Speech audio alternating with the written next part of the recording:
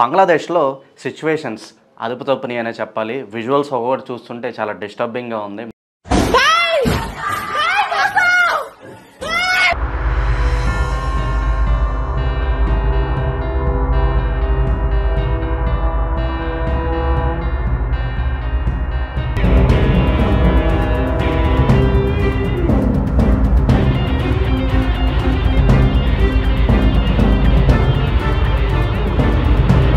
బంగ్లాదేశ్లో సిచ్యువేషన్స్ అదుపు తప్పుని అనే చెప్పాలి. విజువల్స్ ఒకటి చూస్తుంటే చాలా డిస్టర్బింగ్గా ఉంది. మొత్తం భారీ ఎత్తున ప్రొటెస్టర్స్ వచ్చి అక్కడ అటాక్స్ అయితే చేస్తూ ఉన్నారు.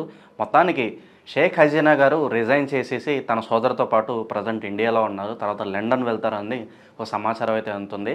ఇప్పుడు అక్కడ గవర్నమెంట్ అయితే ఏదీ లేదు. ప్రజెంట్ అక్కడ మిలిటరీ రూల్ అయితే అమలవుతూ ఉందన్నమాట. సో మొత్తానికి గవర్నమెంట్ లేకపోవడం వల్ల లా అండ్ ఆర్డర్ ఇష్యూస్ అయితే చాలా రావడం జరిగింది. సో దీంతో ప్రొటెస్టర్స్ ఇంకా చాలామంది రెచ్చిపోతున్నారు. లా అండ్ ఆర్డర్ అనేది లేదు కాబట్టి ఇంకా ఇష్టం వచ్చినట్లుగా దాడులు చేస్తూ ఉన్నారనమాట. ప్రజెంట్ అక్కడ మిలిటరీ గవర్నమెంట్ మాత్రమే ఉందన్నమాట. హిందూస్ని మైనారిటీస్ని ప్రజెంట్ అక్కడ టార్గెట్ చేస్తున్నారనమాట. మర్డర్స్ చేస్తున్నారు, అమ్మాయిలను ఎత్తుకెళ్ళిపోతున్నారు, అత్యాచారం చేస్తున్నారు, గుళ్ళను తగలబెడుతున్నారు, హిందూ టెంపుల్స్ని కూల్ చేస్తున్నారు, వాట్ నాట్ ఎవ్రీథింగ్. మొత్తానికి హిందువుల్ని అలాగే కొంతమంది మైనారిటీలని టార్గెట్ చేసుకుని అక్కడ బేభత్సం అల్లర్లు అయితే సృష్టిస్తూ ఉన్నారనమాట. అక్కడ చూసుకున్నట్లయితే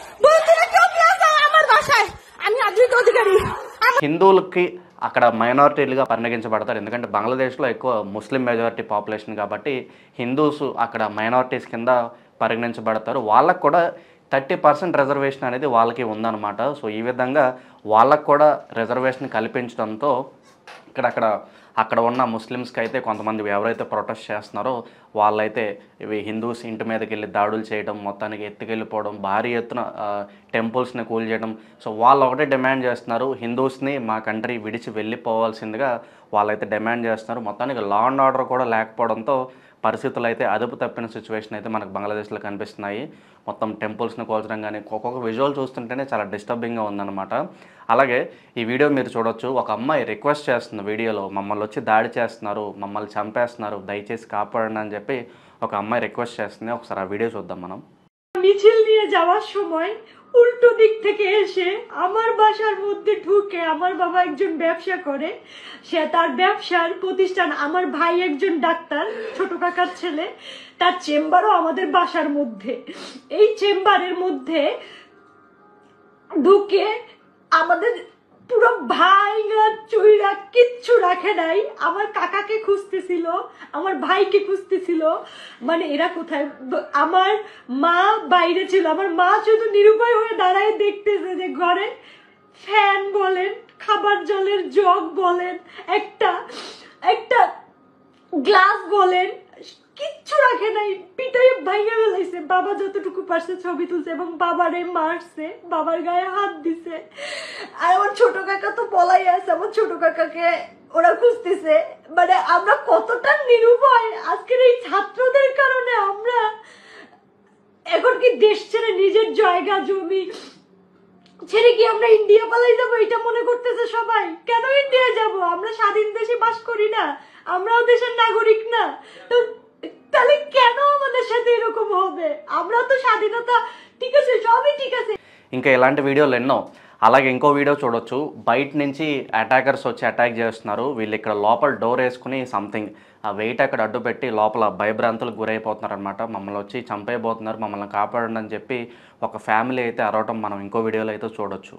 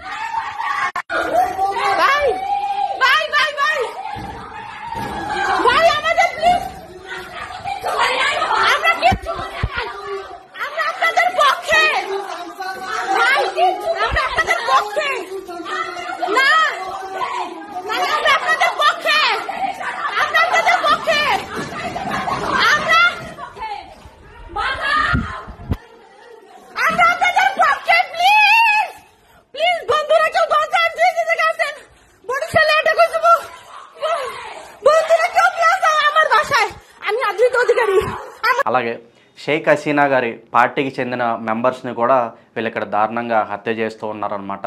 నడి రోడ్డు మీద అక్కడ తాళ్లకు వేలాడదీసి ఉరి కూడా తీస్తున్నారు. సో లా అండ్ ఆర్డర్ లేకపోవడం వల్ల ఇష్టం వచ్చినట్లుగా చేస్తున్నారని చెప్పాలి. ఇది ఒక సైడ్ అయితే, కొంతమంది ముస్లిం పెద్దలు ఎవరైతే ఉన్నారో హిందూ టెంపుల్స్ని అక్కడ కోల్చకుండా వాళ్ళైతే రక్షణ అయితే ఇస్తున్నారని చెప్పొచ్చు. ఇదైతే ఒక మంచి విషయం అని చెప్పొచ్చు. కొంతమంది ముస్లిం పెద్దలు ఇనిషియేటివ్ తీసుకుని హిందూ టెంపుల్స్ని ధ్వంసం చేయకుండా వాళ్ళైతే ప్రొటెక్షన్ ఇస్తూ ఉన్నారనమాట. సో మొత్తానికి ఇది లా అండ్ ఆర్డర్ ఇష్యూ అక్కడ ఉండటంతో మొత్తానికి పెద్ద ఎత్తున అక్కడ ముస్లిమ్స్ హిందూస్ మీద దాడి చేయడము, మొత్తానికి వాళ్ళు వెళ్ళిపోవాలని చెప్పి డిమాండ్ చేస్తూ ఉన్నారు. గుళ్ళను తగలబెట్టడం, ఆడవాళ్ళు ఎత్తుకెళ్ళిపోవడము, ఇళ్ళల మీద దాడి చేయడం. సో ఇలాంటి సిచ్యువేషన్స్ అయితే చాలా ఉన్నాయి. విజువల్స్ అయితే చాలా డిస్టర్బింగ్గా ఉన్నాయి. మొత్తానికి సిచ్యువేషన్ అయితే అదుపు తప్పిపోయింది. మళ్ళీ సిచ్యువేషన్ ఎప్పుడు కంట్రోల్ అవుతుంది అనేది తెలియదు. మిలిటరీ గవర్నమెంట్ మాత్రమే ఉంది. మరి ఎప్పుడు సిచ్యువేషన్ మళ్ళీ నార్మల్ వస్తాయో తెలియదు. మరి ఇండియన్ గవర్నమెంట్ ఏమైనా యాక్షన్ తీసుకుంటుందా, ఏమన్నా రెస్క్యూ చేయడానికి ఇండియన్ గవర్నమెంట్ మన ఆర్మీని ఏమన్నా అటు పంపిస్తుందా, లేదా మోడీ గారు ఏం డెసిషన్ తీసుకుంటారో ఏంటో ఇంకా తెలియదు. మొత్తానికి షేక్ హసీనా గారు అయితే లండన్ వెళ్ళిపోబోతున్నారు అనే ఒక టాక్ అయితే వినిపిస్తుంది. మరి చూద్దాం ఏం జరుగుద్దో ఏంటో. సో ఫర్దర్ అప్డేట్స్ కోసం చూస్తూనే ఉండండి. కాంటెంట్ నచ్చితే కనుక please like, share and subscribe our channel.